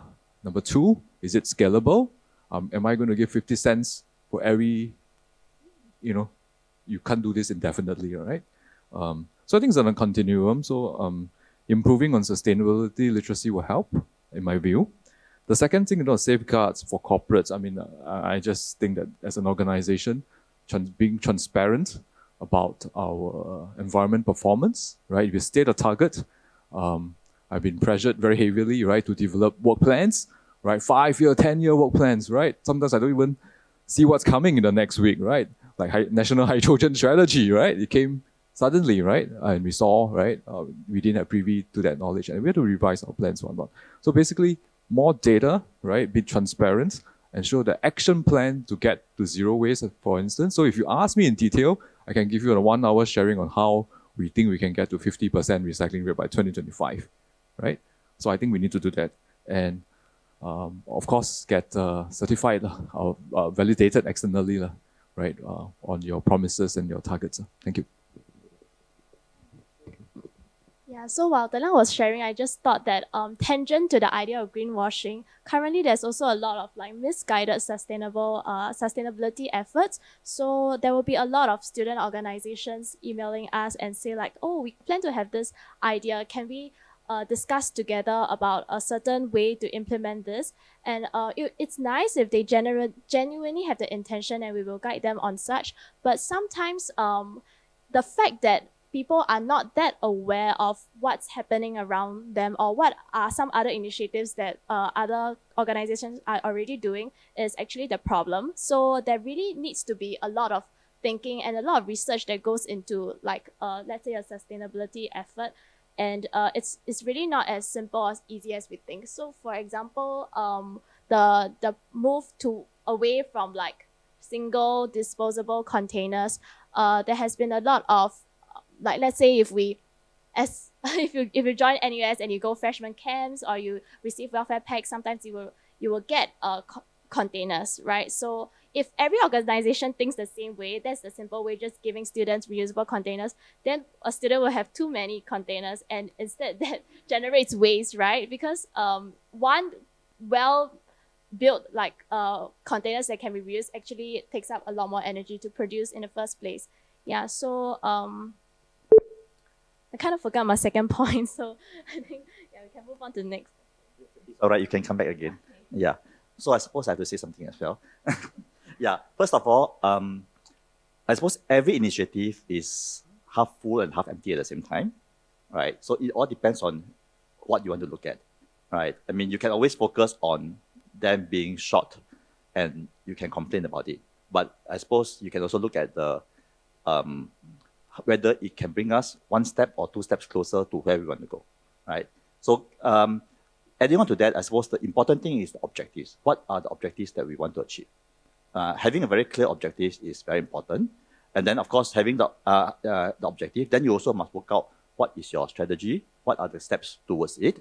Then the safeguards. Okay, I mean, at the end of the day, a lot of it is whether you do it deliberately or otherwise, right? Sometimes it's an honest mistake. I mean, that do happen. I suppose we have to be a bit forgiving. But I suppose there are certain people or certain organizations who do it deliberately. Then I suppose that would definitely be greenwashing, right? I suppose some of the speakers have also alluded to lying and all these things. I mean, in some sense, it's how deliberate is the cover-up, right? Yeah. Next, the safeguard is, like I said, is that you need to have the objective. You need to have the strategy. Then, of course, we will invite Joel in to look at the risk, right? Yeah. So make sure that we cover the risk. And then important is also a continuous review, right? Continuous review to see that we are heading in the correct direction, that we are not deviating from our original intention. So that is how I would look at it.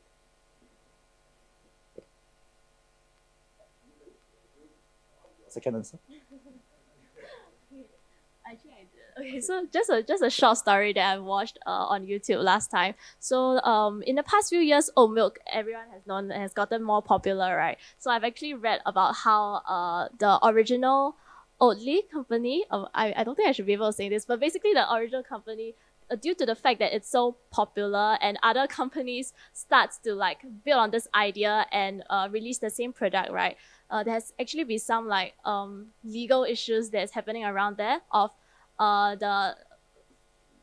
latecomers copying the forerunners in a sense. Yeah, so that's an area that we should really pause and think about. So if one sustainability idea is gaining traction, becoming so popular, and what does it say about the latecomers who want to join in? Do we want to promote that so that more people can be aware of like this general idea of this new concept, or are we trying to protect the authenticity of the idea that was first released? Because you never know whether the latecomers are really into the idea, or whether they are just trying to harp on the extra profits that are ongoing and trying to like extract consumer value out of it. Hope it makes sense. Thank you. Questions? Okay, if not, I'll go back to the board. Okay, the next most popular one is the green economy, the green jobs. Anybody want to say anything?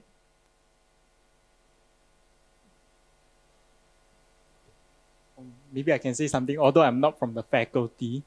What kind of jobs is NUS designing for the green economy? This is my take on it. I don't think we are designing jobs for the green economy, but as a staff in NUS and also a former student, I am aware and really feel that NUS is not sparing any effort to train our undergraduates and graduates as postgraduate students as well to be a future ready.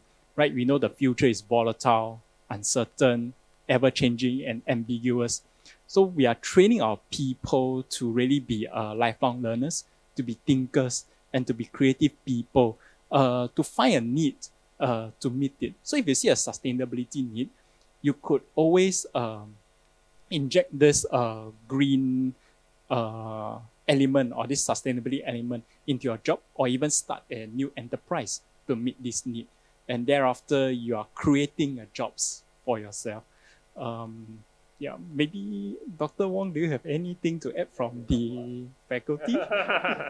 Yes, certainly, I can chime in. So as mentioned previously, my main appointment is with the Material Science Engineering Department, and I also have a joint appointment with Chemical Engineering. And what I can say is that both departments at the undergraduate level, there is definitely a recognition that there is a very large amount that is projected to change with the economy and what type of positions are going to be available in the next 20 years. So, whereas once upon a time, chemical engineering was the pipeline of students from undergraduate to Jurong Island, now it's much more open. And I think that one thing that we're seeing, and I think the new curriculum redesign in the past 2 years is an example of this, that we're giving students the opportunity, if they have the inclination, to become very flexible and be trained in multiple disciplines.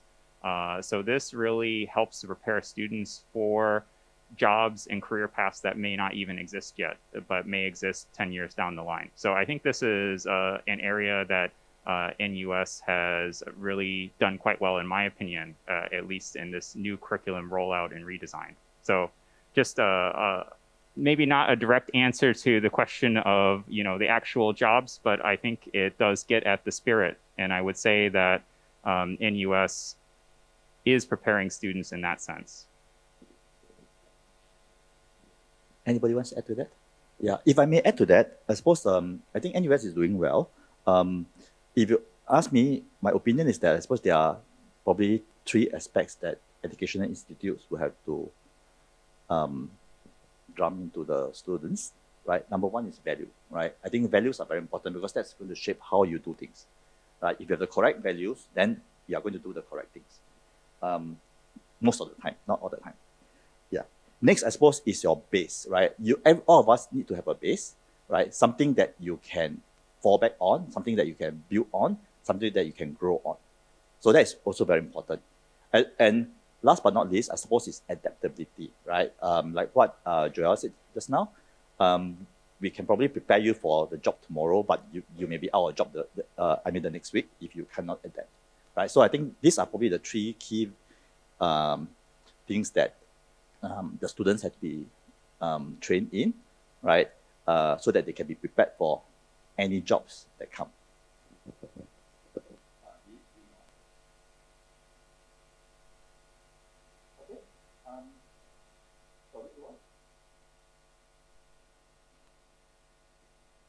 Okay, next, what are some ways we can help support the sustainability agenda? Smallest action for the biggest impact. Sorry.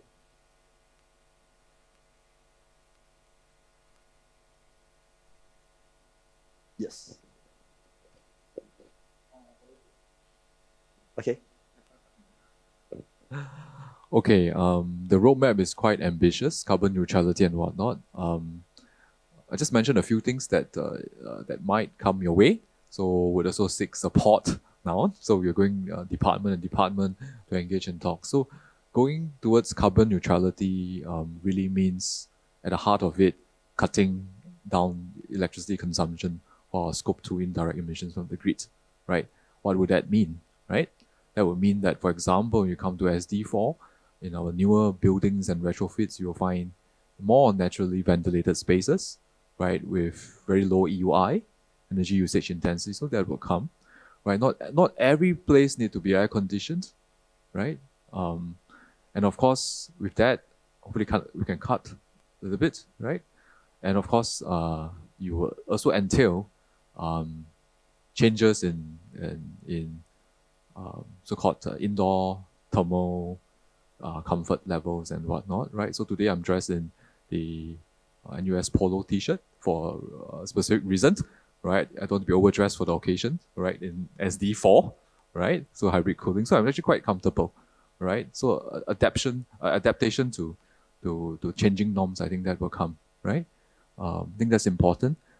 Basically, a lot less aircon. So for example, if you're researchers, you have 10 ultra low freezers, right? And if you can do 8 and 9, right, there will be tremendous energy savings, right? So it's about cutting energy consumption, right? But at the same time, I just want to say so you will also have benefits, right? Like here you have cleaner air, right? In terms of well-being and whatnot. So it's not always about sacrificing, it's making the case for sustainability. Thank you. If I may, can I just do one last question, right? Like what we mentioned earlier, I suppose all the stakeholders here hold very different roles to each other. So how can you help the other stakeholders?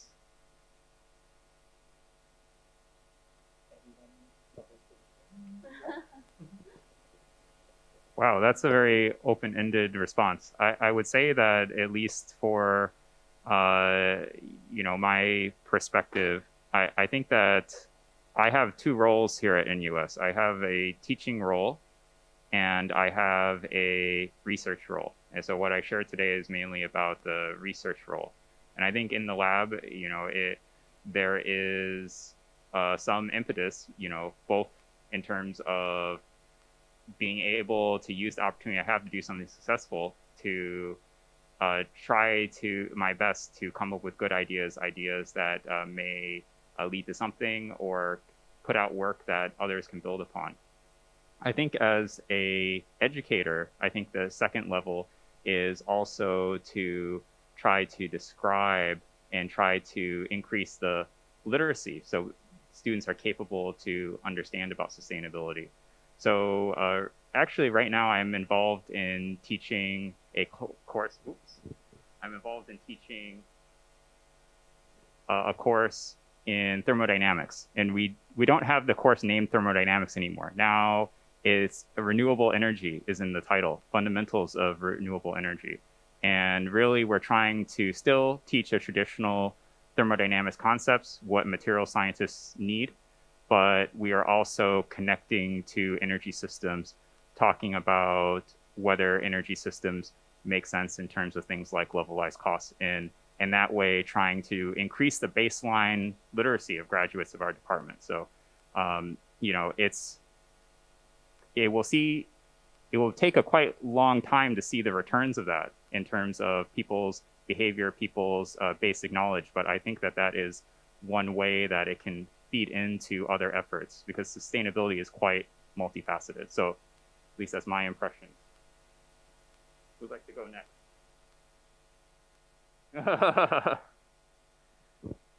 Maybe I can also use the two roles analogy. So, as the president of SAFE, one is for us to have more frequent meetings with the stakeholders over here to really understand what are some at the back efforts that's happening, so that we can better make our initiatives to fit and to help with engaging students, getting them on board to participate in the initiatives that are currently planned.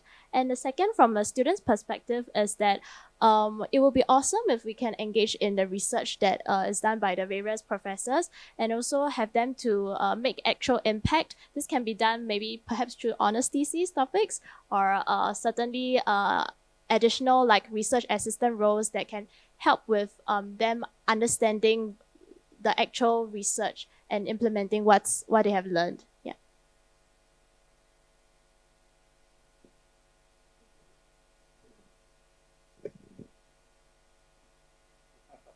Just a quick one. I think we need to have deeper conversations about understanding each other's needs. So, for example, the Cool NUS project, when we first started, we're quite clueless. We are not in the department of, I was from economics and environmental management, right? So this is from Department of Building. They look at urban morphology, quite cheap, right? What's the term? Outdoor thermal comfort index and whatnot. So it's really to understand where the research is coming from, the setup, right? And then look at the operations, right? What do we really require, and can we marry the two together? And then catalyst that action. I think this is tough. I wouldn't say it's easy. I think deeper conversations are needed and more regular platforms rather than chance encounters like this. You know, say, oh, you know, how are you, you know, and I know your name, that's about it, you know. Then we reconvene a year later, you know, but really have deeper conversations. That's my view. Thank you.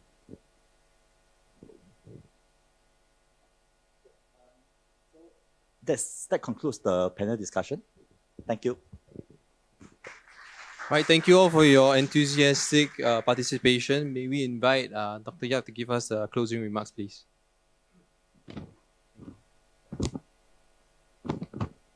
Thank you very much. I won't hold you up any longer, but I'll just make a few comments based on the things that have been deliberated. This is Phoenix Season 2, Episode 2. And congratulations to the Phoenix team as well as to the speakers really dealing with this very important topic. 5 points. Number one, I think we are a purpose-driven organization. And in being purpose-driven, we are diverse. And what we hope to do, being such a diverse but large-scale organization, we try to converge on many things on many fronts at the same time. The second point I want to make is that NUS, in deliberating the 2023 to 2027 strategy, there are few key words there. Number one, we are global. Number two, we are leading and we continue to lead. Number three, we shape. And number four, we are about the future. And hence, I think when we think about these four words in driving the purpose that we are all about, I think the value that we espouse at NUS is about integrity. And I think in many ways, integrity and transparency is an ingredient against some of these things that we talk about in terms of greenwashing. Finally, I think like what Professor did say is that I'm fully aware that when we combine the two schools, engineering and architecture, we actually found that the female gender students are actually warming up to environmental engineering as well as architecture. And I think this is actually where the traditional, let's say, civil engineering is on the decline. And it's a very interesting shift in terms of students' choices and actually being much more pragmatic around the community as well as the environment. And I see that trend happening in our undergrad enrollments. Fourth is actually community and stakeholders. We are a big organization. We actually have about 5,000 odd researchers. In total, we have 50,000 people. When you think about 50,000 people, we are 0.8% of Singapore population. So whatever we do in NUS, we actually represent a microcosm of Singapore. And hence, I think it's actually great that when we are doing a lot of the things in a diverse way across all the 50,000 people, 40,000 students, and 10,000 staff thereabouts, I think we have impact that matters. And I think this is actually something that I'm very proud of as in NUS, because we do actually do about $3.74 billion worth of research over the past 5 years. And at any one point in time, we are close to $1 billion in research projects in any 1 year. And that is actually not a small feat. At ORMC, for example, I think Joel is actually in the organization. Part of our next project, which is called MaxSpace, is to double the population and half the space in usage. And I think these are little practical things that I think we can do in continuing to shape and normalize the new future. On that, next episode is all about robotics, all about green jobs. And on that, thank you very much for speakers. Thank you very much, everybody. Thank you very much for the people that online, and especially my friends from CIT who has always come up to help us. Thank you very much. Good night.